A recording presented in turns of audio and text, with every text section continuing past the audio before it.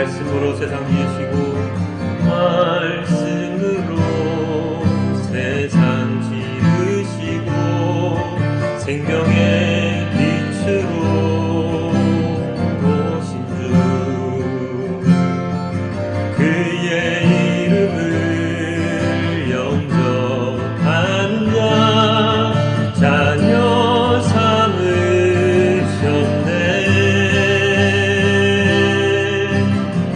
천국 약속 소망으로 살고 하늘의 위로를 전하며 그의 주리고 복 많은 자 우릴 찾으시네. 어둠 속 우리 위해 수치를 참으신 주 생명의 빛 우릴 비추시네. 주의 마음 눈물로 이 땅에 씨를 뿌려 생명의 빛 비추게 하소서. 어둠 속 우리 위해 수치를 참으신 주 생명의 빛 우릴 비추시네. 주의 마음 눈물로 이 땅에 씨를 뿌려 생명의 빛 비추게 하소서.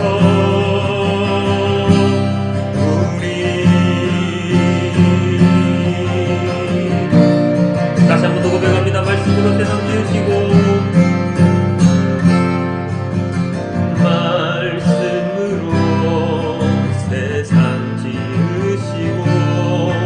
생명의 빛으로 오신 주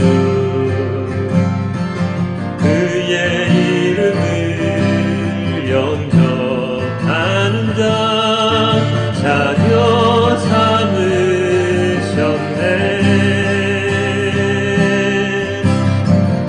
천국 약속 소망으로 살고 하늘의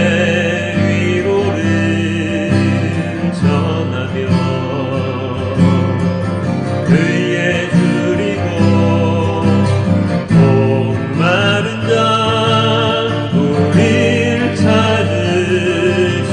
어둠 속 우리 위해 수치를 참으신 주 생명의 빛 우릴 비추시네. 주의 마음 눈물로 이 땅에 씨를 뿌려 생명의 빛 비추게 하소서. 어둠 속 우리 위해 수치를 참으신 주 생명의 빛 우릴 비추시네. 주의 마음 눈물로 이 땅에 씨를 뿌려 생명의 빛 비추게 하소서. 어둠 속 우릴 위해 수치를 참으신 주 생명의 빛 우릴 비추시네. 주의 마음 눈물로 이 땅에 씨를 뿌려 생명의 빛 비추게 하소서. 어둠 속 우리 위해 수치를 참으신 주 생명의 빛 우릴 비추시네. 주의 마음 눈물로 이 땅에 씨를 뿌려 생명의 빛 비추게 하소서. 우리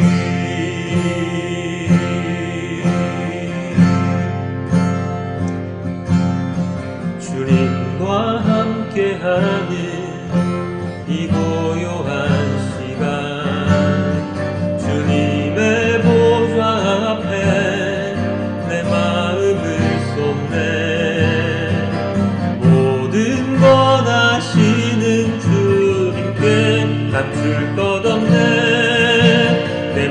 마음과 정성 다해 주 바라나이다. 나 염려하잖아도 애쓸 것 아시니 나 오직 주의 얼굴 구하게 하소서. 나 이해할 수 없을 때라도 감사하며 날마다 순종하며 주 따르오리다. 온 맘 다해 사랑합니다. 온 맘 다해 주 알기 원하네. 내 모든 삶 당신 것이니 주만 섬기리. 온 맘 다해 온 맘 다해 사랑합니다. 온 맘 다해 주 알기 원하네. 내 모든 삶 당신 것이니 주만 섬기리. 온 맘 다해 주님 감격의 모연 시간 주님과 함께하는 이 고요한 시간 주님의 보좌 앞에 내 마음을 쏟네. 모든 것 아시는 주님께 감출 것 없네.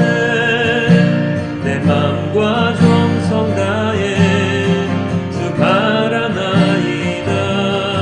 나 염려하잖아도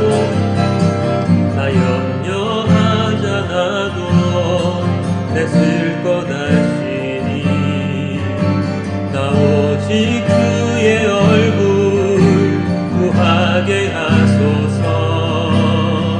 나 이해할 수 없을 때라도 감사하며 날마다 순종하며 주 따르오리다.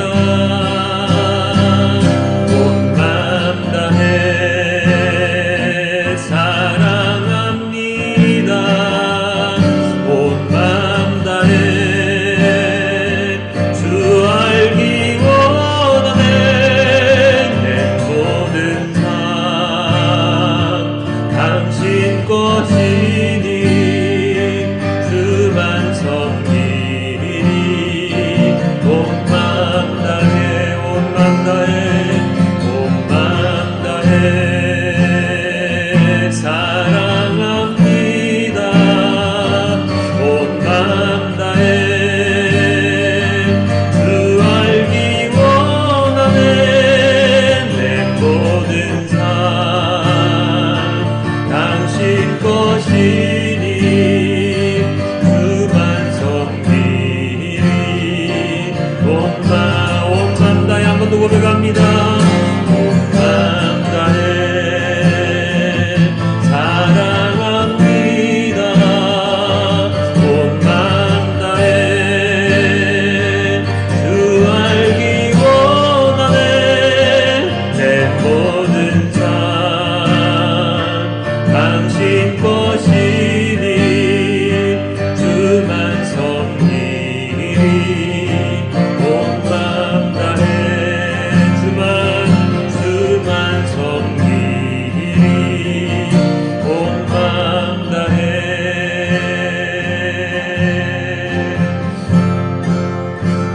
온 맘 다해 주님만 섬기는 우리 모두가 되길 주님께 기도드립니다. 주여 우린 연약합니다. 우리 함께 찬양하도록 하겠습니다. 주여 우린 연약합니다. 우린 오늘을 힘겨워 합니다. 주 뜻 이루며 살기에 부족합니다.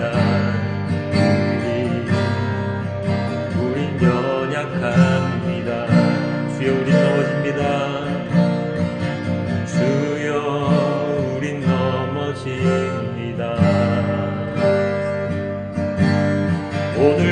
하루도 실수합니다. 주의 그 휴를 구하는 죄인입니다. 우리 주만 바라봅니다. 한없는 주님의 은혜 온 세상 위에 넘칩니다. 가릴 수 없는 주 영광 온 땅 위에 충만합니다. 주님만이 길이오니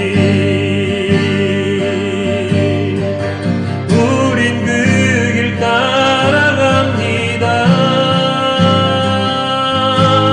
그날에 우릴 이루실 주는 완전합니다. 한없는 주님의 은혜 온 세상 위에 넘칩니다. 가릴 수 없는 주 영광 온 땅 위에 충만합니다. 주님만이 길이오니 우린 그 길 따라갑니다. 그날에 우릴 이루실 주는 완전합니다. 한없는 주님의 은혜 한없는 주님의 은혜 온 세상 위에 넘칩니다.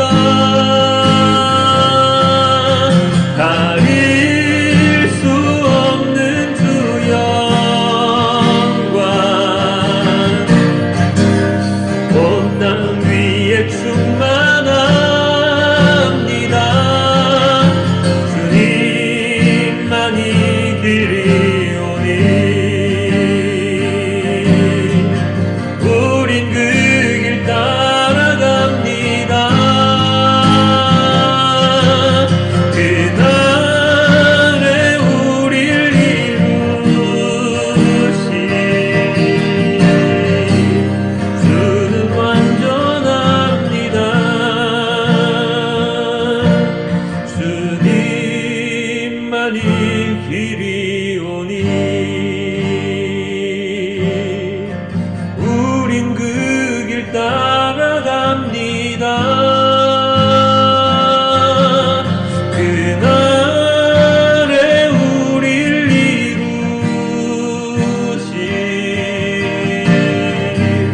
주는 완전합니다. 그날에 우릴 이루실 주는 완전합니다. 우리 함께 지난주 어쨌든 모든 죄를 내려놓고 주님께 회개의 기도 참회의 기도. 자, 또다시 주일이 되었습니다. 오늘은 오순절 후 11번째 주일입니다. 사실 주일이라고 뭐 특별한 것은 없는데요. 만약에 하나님을 우리가 믿지 않았다면 우리는 이 주일을 공휴일로, 그냥 휴일로, 아니면 노는 날로, 쉬는 날로 생각하고 푹 쉬거나 놀러가거나 하고 있겠죠. 오늘 비가 많이 와서 놀러가지는 못하겠지만요. 요즘은 사회가 많이 바뀌어서 주일에도 일을 하는 직장인들이 더러 있습니다. 그래서 주일 예배에 참석하지 못한다는 죄책감에 힘들어하는 청년들도 몇 명을 보긴 했었는데요. 주일이라는 것이 전통적으로 지켜져야 하는 날이긴 하지만 자신의 여건이, 상황이 어렵다면 꼭 주일 예배라는 것에 얽매이지 않았으면 좋겠습니다. 하나님께 예배 드리는 것은 매일, 언제나, 어디서나 드리는 것이지 단지 주일 예배만 중요하게 생각해서 드리는 것은 아니기 때문이지요. 주일에 다들 함께 쉬니까 그 쉬는 날을 함께 주님을 기억하며 그리고 주님께 찬양하기 위해, 기도하기 위해 모여서 예배를 드리는 것이 1차적인 목적이 아니었을까요? 물론 금요일 후 3일째, 즉 예수님께서 십자가에 못 박히신 금요일을 첫째 날로 치고 그 세 번째 날, 그날이 주님께서 부활하신 날이라 주일을 중요시하는 목적도 있긴 합니다. 아마 그게 더 큰 목적이겠지요. 그래서 일요일이 아닌 주일이라고 부르기로 하지요. 하지만 세상이 변화하고 생활 패턴이 바뀌고 있는 요즘 시대에 우리가 주일을 중요시해야 하는 것은 맞는데 이 주일 예배라는 것에 얽매여서 주일 예배를 드리지 못하면 죄인 취급받는, 죄책감을 가지며 살아가야 하는 것은 아니라고 말씀을 드리고 싶습니다.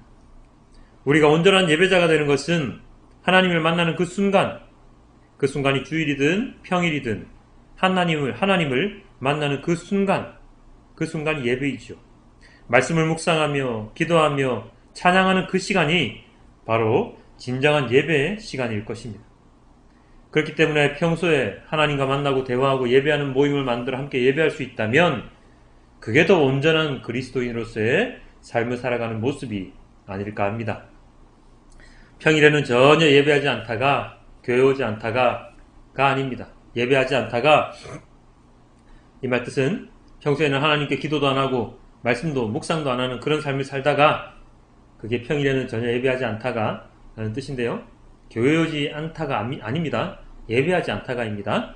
그렇게 평일을 보내다가 주일에 아침부터 저녁까지 예배드리며 봉사하는 그런 모습을 보인다고 그가 온전한 예배자, 그리스도인이라고 말할 수 없다는 것입니다. 평소에도 열심히 말씀을 묵상하고 지내면서 주일에 다 함께 모여 서로의 삶을 나누고 예수님의 십자가를 묵상하며 교제를 나누는 것은 완전 타당한 일이지만 평소에는 전혀 그런 것이 없다가 주일만 섬기면 되겠지 하는 안일한 생각을 가진다면 그것은 올바른 신앙생활이 아님을 분명히 말씀드립니다. 이렇게 분명하게 말씀드릴 수 있는 이유는 바로 오늘 본문에 나와 있기 때문입니다. 어떤 본문일까요? 자, 바로 로마서 본문인데요. 말이 나온 김에 먼저 로마서 본문부터 먼저 보고 넘어가도록 하지요. 자, 오늘 로마서 본문은 11장입니다. 여러분의 성경 로마서 11장을 펼쳐보시면 세 부분으로 나누어 놓은 것을 볼 수가 있습니다. 각 부분의 제목이 이렇게 되어 있습니다. 그 성경에 따라 다르긴 한데요. 그 개역개정 성경은 이렇게 되어 있습니다. 이스라엘의 남은 자라는 제목으로 12절까지, 그리고 이방인의 구원이라는 제목으로 24절까지, 그리고 나머지 부분이 이스라엘의 구원입니다. 이 세 부분 가운데서 오늘 우리에게 주어진 본문은 1, 2절의 전반부, 그리고 29에서 32절인데요. 이 오늘의 본문, 로마서 본문에 대한 이해를 하기 위해서는 먼저 보아야 하는 구절이 몇 군데 있습니다. 어디냐 하면 바로 로마서 10장 1에서 3절인데요. 이렇게 되어 있습니다.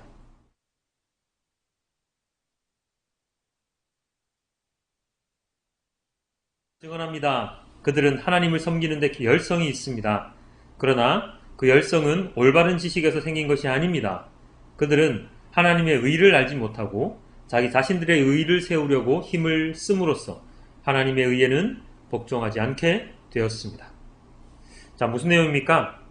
바울 사도가 열심히 기도하고 있는데 그 내용이 바로 이스라엘 백성의 구원에 대한 것이다. 그런데 이스라엘 백성들은 어떤 사람입니까?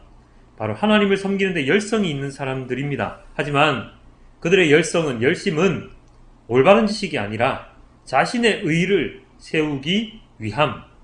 그래서 그들은 하나님의 의에 복종하지 않고 있다 하는 바울 사도의 말이죠. 결론적으로 말씀드리면 이스라엘 백성들이 잘못된 믿음을 가지고 하나님께 순종하지 않는 자가 되었다라고 이야기하고 있는 것이죠. 그래서 그들이 가장 잘못한 게 무엇입니까? 첫 번째로 율법적인 신앙을 가진 것과 그리고 예수님을 십자가에 못 박은 것이죠. 여기서 율법적인 신앙을 가졌다는 것은 바로 율법을 잘 지키는 것을 통해서 구원을 얻을 수 있다는 것이죠. 율법만 지키면, 율법만 잘 이행하면.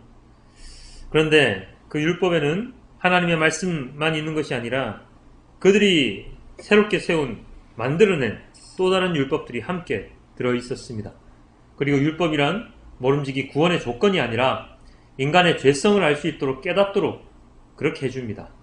율법을 다 지키는 것이 불가능할 뿐더러 율법을 다 지켰다고, 만약에 다 지켰다고 하더라도 율법을 지킨 것으로 인해서 구원에 이를 수는 없지요.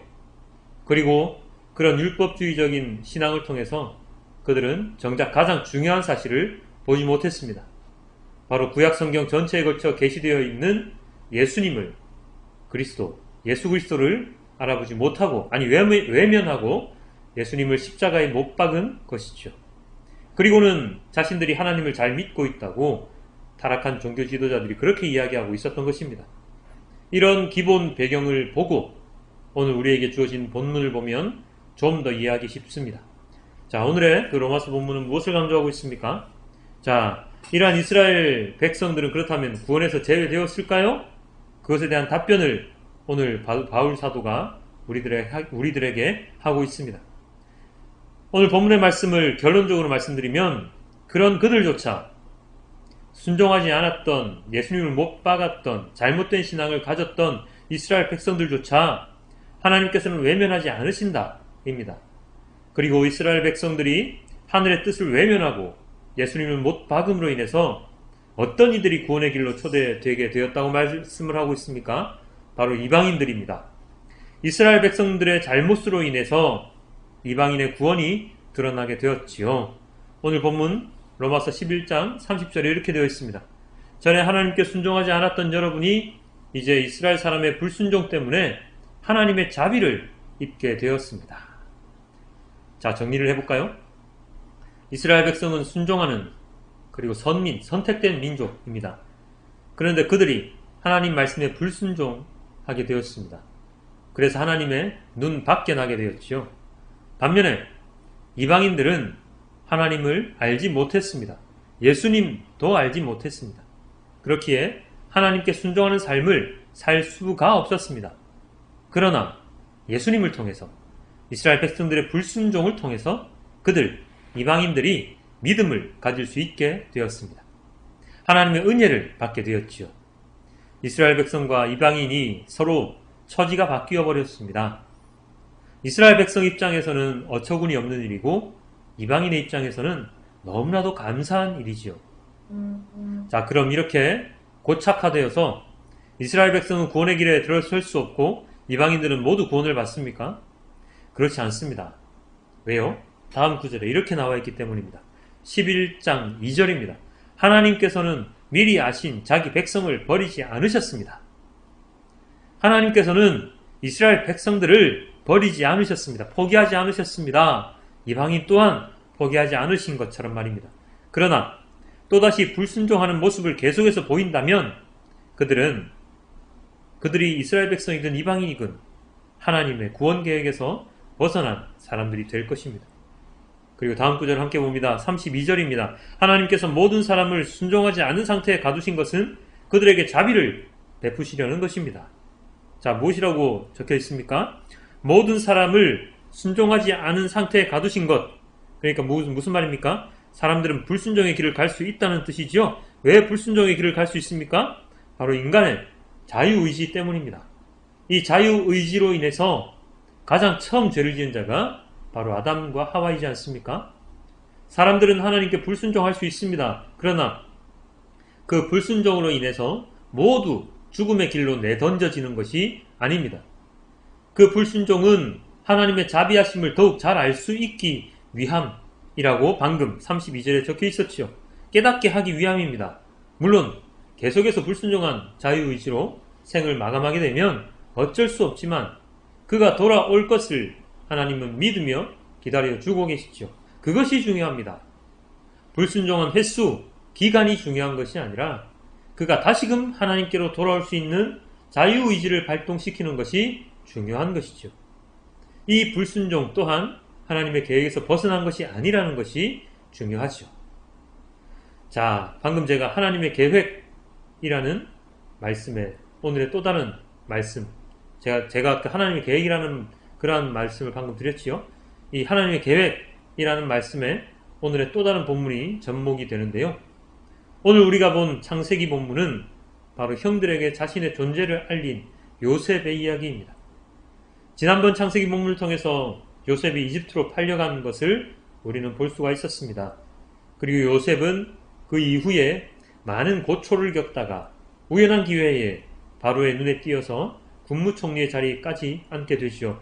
그리고 흉년이 들어 식량을 구하러 온 자신의 형들을 보게 되고 그 형들이 자신을 알아보지 못하는 것을 보면서 몇 가지 테스트를 합니다. 그 테스트를 통과한 이후 형들이 요셉에게 눈물로 자신들이 잘못을 한 것에 대한 뉘우침을 그 눈물로서 한 이후에 요셉이 자신의 정체를 형들에게 드러내는 장면이 바로 오늘 우리의 본문에 기록되어 있습니다. 창세기 45장 1절입니다. 요셉은 북받치는 감정을 억누르지 못하고 자기의 모든 시종들 앞에서 그만 모두들 물러가라고 소리쳤다. 주위 사람들을 물러나게 하고 요셉은 드디어 자기가 누구인지를 형제들에게 밝히고 나서 그리고 나서 그가 형들에게 이야기한 것이 무슨 내용입니까? 바로 5절에 나와 있습니다.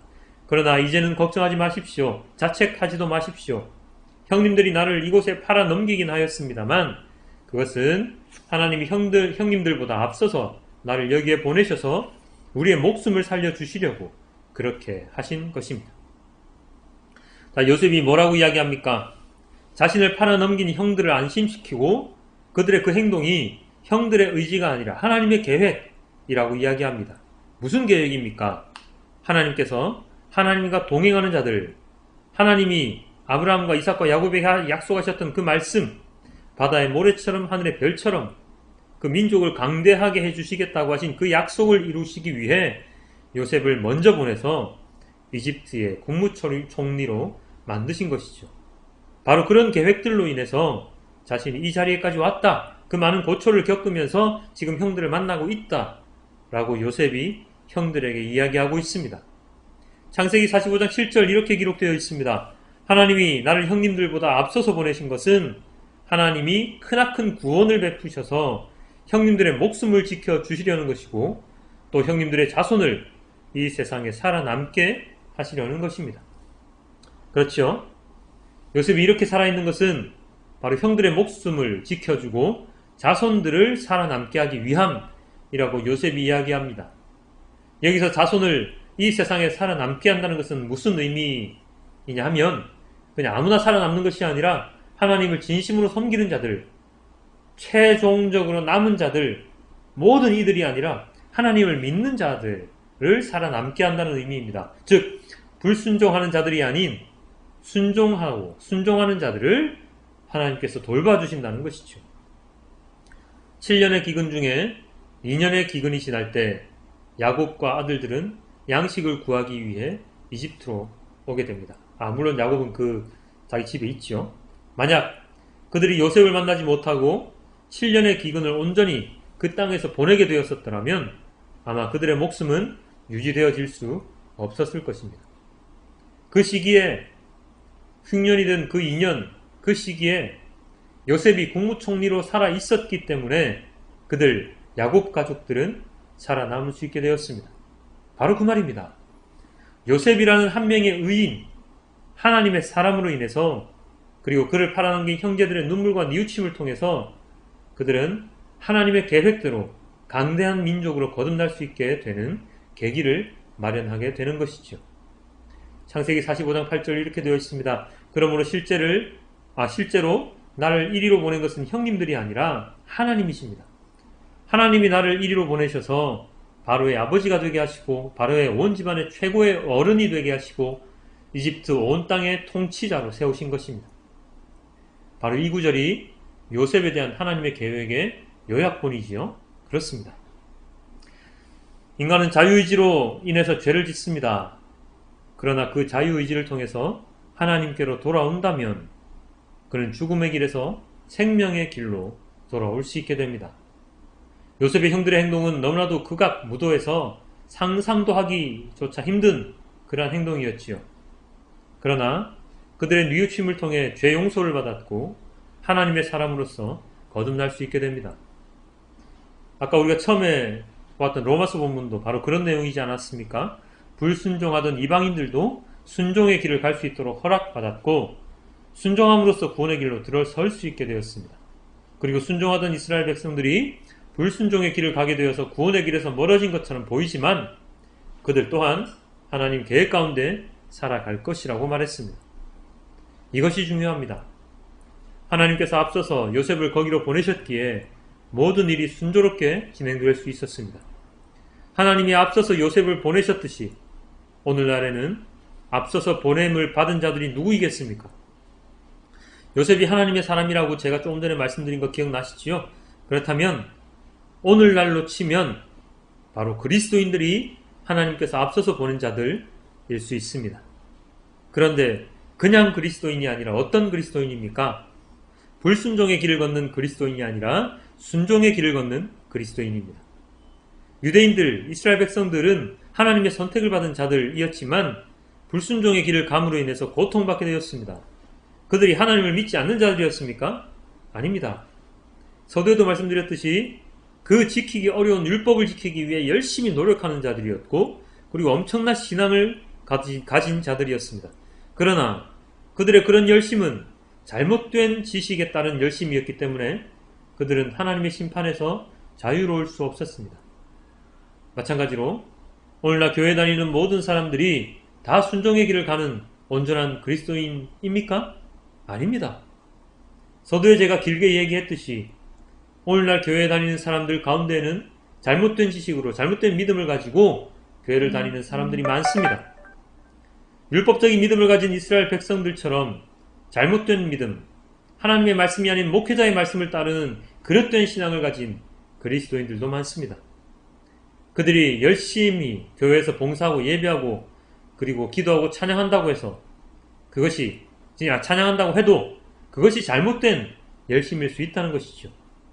전통이라는 이름 하에 율법적인 형식적인 믿음, 예배를 드리는 자들이 많이 있다는 것을 의미합니다.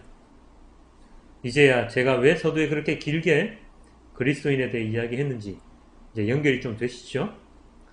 이것이 중요합니다. 열심인 믿음 생활이 중요한 것이 아니라 온전한 믿음 생활이 더 중요합니다. 잘못된 지식으로 교회에 봉사하면 그 결과는 모르긴 몰라도 좋지 않을 것이 분명합니다.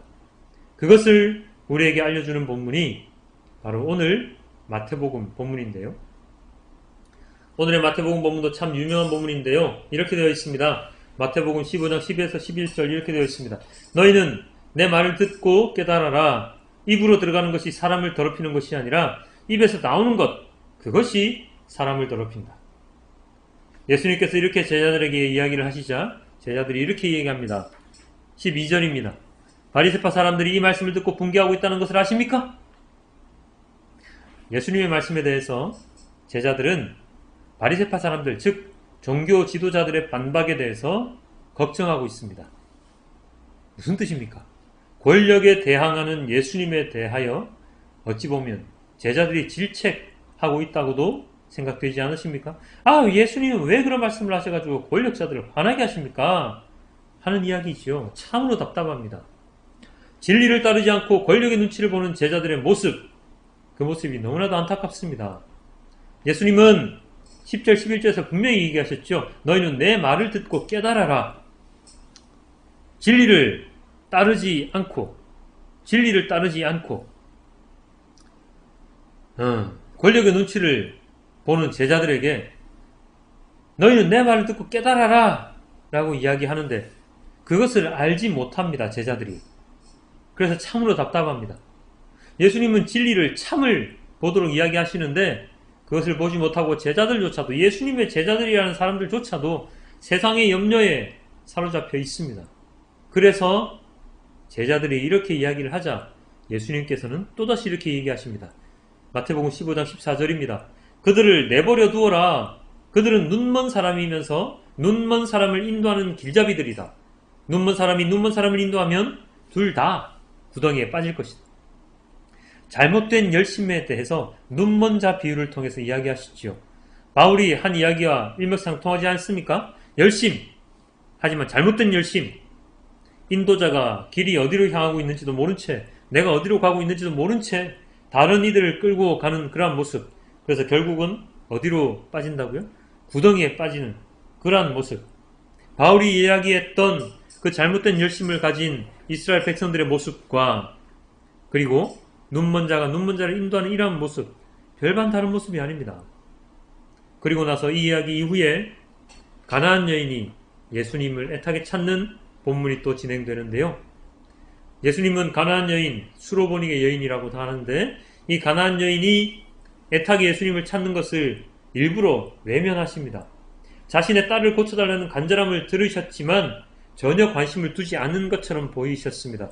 그러면서 이렇게 말씀을 하셨지요. 26절입니다. 자녀들의 빵을 집어서 개들에게 던져주는 것이 옳지 않다. 무슨 뜻입니까?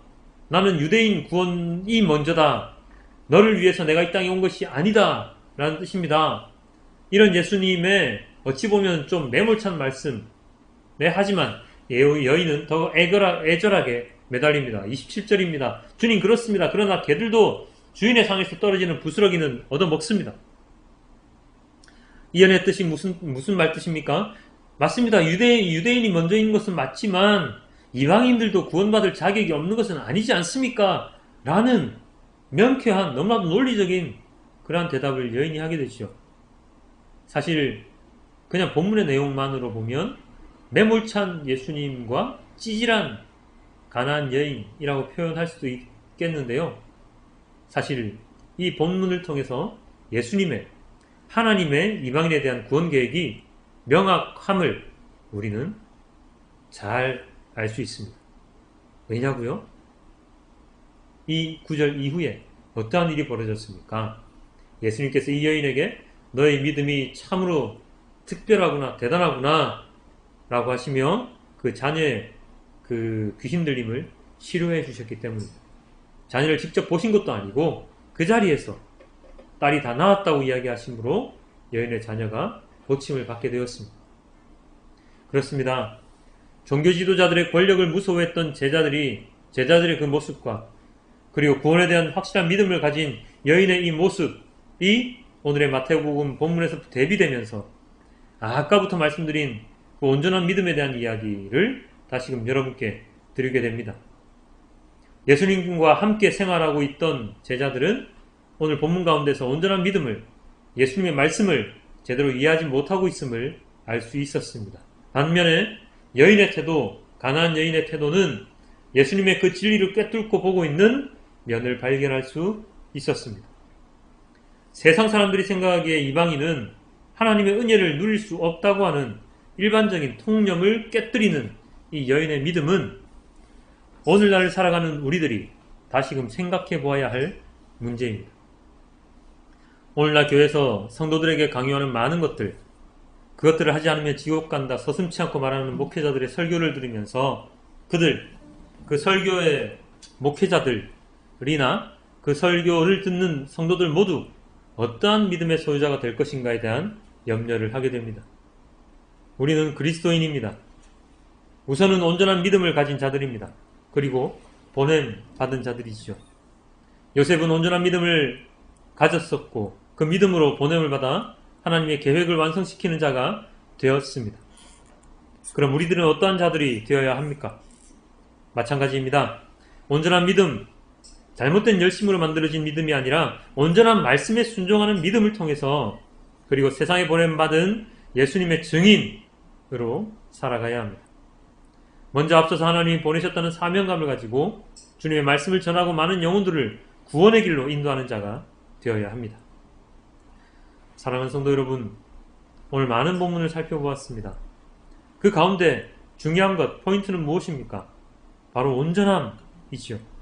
잘못된 지식으로 시작하는 것이 아니라 온전한 이해, 온전한 믿음이 뒷받침이 되어야 합니다. 아까도 봤지만 마태복음 15장 10절에 이렇게 되어 있었지요. 너희는 내 말을 듣고 깨달아라 라고 하신 그 말씀은 잘못 듣지 말고, 잘못 이해하지 말고, 너희 식대로 깨닫지 말고, 권력의 눈치 보지 말고 좀 온전히 내가 하는 말을 좀 알아듣거라 하는 예수님의 간절함이 들어 있습니다. 종교 지도자들, 권력자들에게 휘둘리지 말고 진짜 말씀, 진리를 깨달으라 하는 의미이죠. 우리들 또한 마찬가지입니다. 말씀에 대한 깨달음은 일회성으로 끝나는 것이 아닙니다. 매번 묵상할 때마다 말씀의 깊이가 달라지고 언제나 새로운 믿음, 깨달음을 주시는 하나님의 말씀이지요. 그런 하나님의 말씀을 은혜로 생각하면서 매일같이 수동적인 말씀 묵상이 아니라 능동적인 말씀 묵상을 통해서 말씀에 대한 순종의 길을 우리는 모두 가야 할 것입니다. 그런 사람이 바로 온전한 그리스도인이지요. 우리는 약해 빠졌습니다. 그렇기 때문에 우리는 언제나 죄를 지으며 살아갈 수밖에 없는 존재이지요. 하지만 이런 약함을 채워주시는 것은 바로 주님이십니다. 그런 주님께서 계시기에, 그리고 주님께서 우리를 이해시키시고 깨닫게 하시고, 그리고 우리를 다른 이들보다 먼저 앞서서 보내시기에 우리의 존재 가치가 더욱더 커져나갈 수 있음을 오늘 이 시간 잘 알 수 있었습니다. 오늘의 이 모든 말씀을 기억하며 우리 주님께 찬양드리며 기도하며 나아갈 때에 이번 한 주간도 앞서서 보냄받은 자라는 사명감을 가지고 살아가는 우리 모두가 될 수 있기를 주님께 기도드립니다. 나 약해 있을 때에도 주님 함께 계시니 우리 나 약해 있을 때에도 함께 주님만이 함께 찬양하겠습니다. 나 약해 있을 때에도 주님은 함께 계시고 나 소망 잃을 때에도 주님은 내게 오시네. 나 시험 당할 때에도 주님이 지켜주시고 나 실망